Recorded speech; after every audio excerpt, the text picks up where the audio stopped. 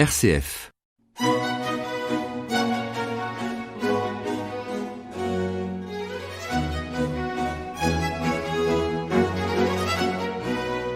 Pour cette dernière émission de l'année 2018-2019, juste avant l'été, on commence cette série de 3 livres comme d'habitude, avec un livre de Denis Lachaud, Les Métèques, paru chez votre maison d'édition préférée, Actes Sud. Chez une de mes nombreuses maisons d'édition préférées.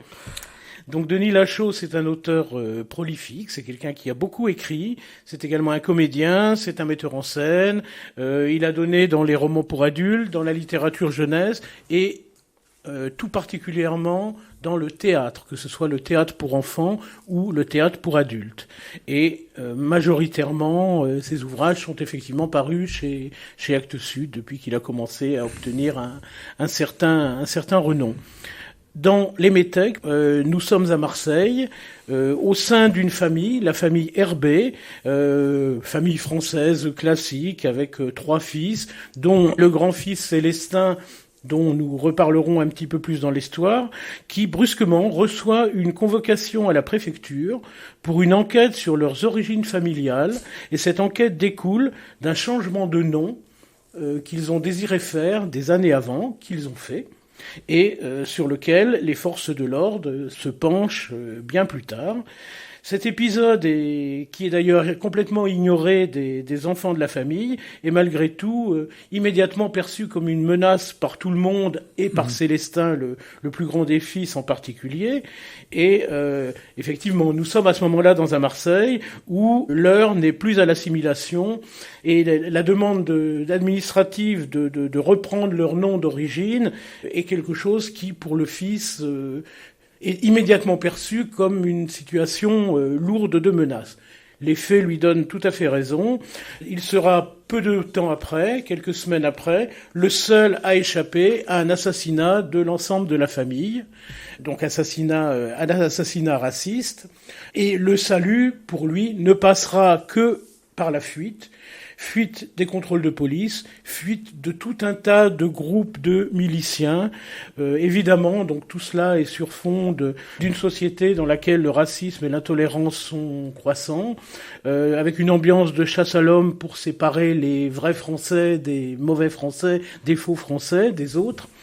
Donc avec cet ouvrage, Denis Lachaud nous gratifie d'un roman d'anticipation. Oui, c'est ce que j'allais vous dire, hein, c'est pas des faits. Un roman d'anticipation très sombre, ouais. Bien évidemment, à la lecture duquel on s'interroge immédiatement sur son caractère probable dans une société, dans un avenir proche. D'ailleurs, le but essentiel de son écrit, à nous interroger sur la différence, sur l'identité, sur l'exil, dans un ouvrage qui se veut miroir de certaines dérives récentes, malheureusement, de notre société.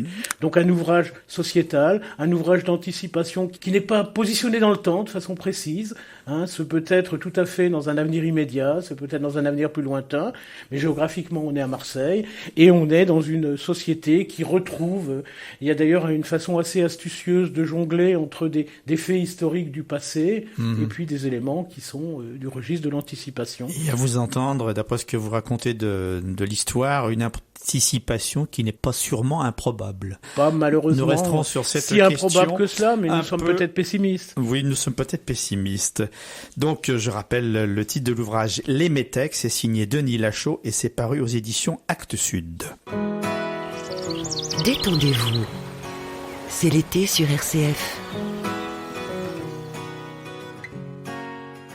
Le deuxième ouvrage pour ce mois de juillet, on peut dire, c'est un livre de Durian Sukegawa, qui est un japonais, qui signe L'Enfant et l'Oiseau aux éditions Albin Michel.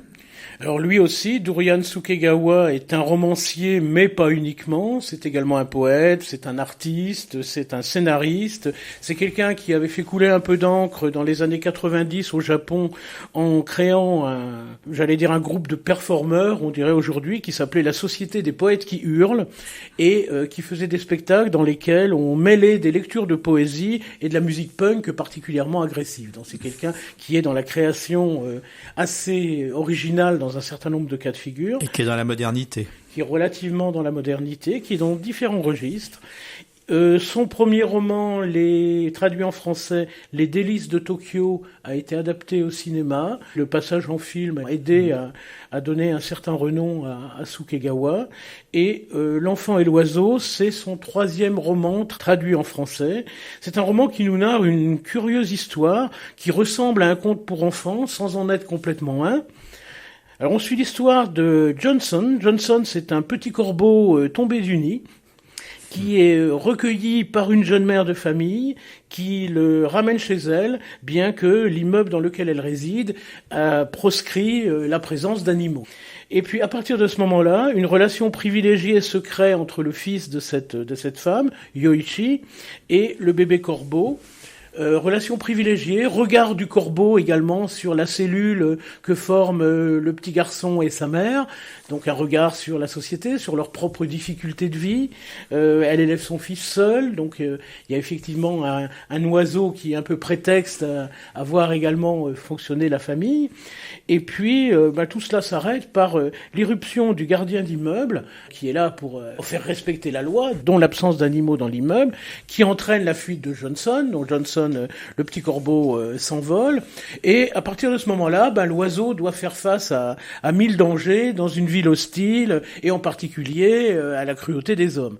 Ce petit corbeau, il grandit, il devient père, il doit faire face à 1000 épreuves, en particulier, effectivement, la dureté de la ville pour les corbeaux. Et alors on voit, en lisant ce roman, on voit définitivement d'un autre regard les destructions massives de corbeaux qui peuvent être menées dans les campagnes aujourd'hui. Alors il rencontre 1000 épreuves, et bien évidemment, comme dans le roman il y a un certain message, comme le petit garçon, Yoichi, lui aussi, à sa façon, à son niveau. Alors, vous l'aurez compris, ce roman, c'est bien évidemment un plaidoyer écologique, mais c'est en même temps, je dirais, par le style d'écriture, un roman très japonais. Encore une fois, dans la précédente émission, on avait parlé aussi d'un autre roman qui était lui aussi très japonais dans l'écriture et dans la façon d'aborder la problématique, avec une atmosphère très poétique, et c'est un ouvrage curieux avec une écriture simple, parfois même minimaliste. Toute la première partie se veut articulée autour de phrases très simples qui sont supposées être conçues par le corbeau, quoi. C'est le corbeau qui raconte, et l'ensemble nous procure une lecture particulièrement attachante. C'est un joli ouvrage, alors qui peut effectivement être lu par des adolescents, pas forcément par des enfants parce qu'ils passeront à côté, mais qui n'est pas un livre pour enfants, qui est un livre pour adultes, sous forme d'un faux conte à destination des enfants. Voilà, donc même si ça s'appelle L'enfant et l'oiseau, c'est pas un livre pour enfants, je vous ai bien compris, Gilles Lacour, et c'est signé Durian Sukegawa aux éditions Albin Michel. 1001 couleurs, c'est l'été sur RCF. Et puis le dernier ouvrage pour cette dernière émission, c'est signé de Karim Akouche. Alors le titre ne devra pas faire peur. Allah au pays des enfants perdus. C'est signé d'un Algérien, et plus particulièrement, il faut préciser que c'est un Kabyle. Je crois que c'est important. Tout à fait. Et c'est la maison d'édition Écriture. Une maison d'édition qui sort assez peu d'ouvrages. J'allais dire qui est la structure, la partie un peu littéraire d'un groupe d'édition, où il y a régulièrement d'assez jolies découvertes. Alors comme vous le mentionniez, Karim Akouche, là encore, c'est quelqu'un à la personnalité multiple. C'est un romancier, mais aussi un dramaturge, un poète kabyle, donc algérien kabyle, et qui, depuis une petite dizaine d'années, vit au Québec. Ce qui n'est pas innocent non plus. Peut-être plus prudent pour lui, Pas forcément, mais je pense que par rapport à l'ouverture littéraire qu'il a voulu se créer, oui, il est plus tranquille au Québec. Il a plus de possibilités voilà. Au Québec. Il a été remarqué dans un passé récent, par 2 titres, un très beau roman qui s'appelait La religion de ma mère, et puis un essai qui s'appelait Lettre à un soldat d'Allah, et qui était évidemment un essai dans lequel il adressait une lettre à de jeunes qui s'engageaient dans le combat islamique. Alors, Allah au pays des enfants perdus est construit au départ sur un échange entre 3 jeunes Algériens, Zahar, arts et est étudiant en sciences. C'est quelqu'un qui ne se sent pas du tout concerné par la religion, quelqu'un qui affiche son athéisme. Awani, c'est un chanteur qui rencontre un certain succès et qui s'inspire un peu, du répertoire traditionnel kabyle, des instruments de musique kabyle. Et puis Zof, qui est un berger.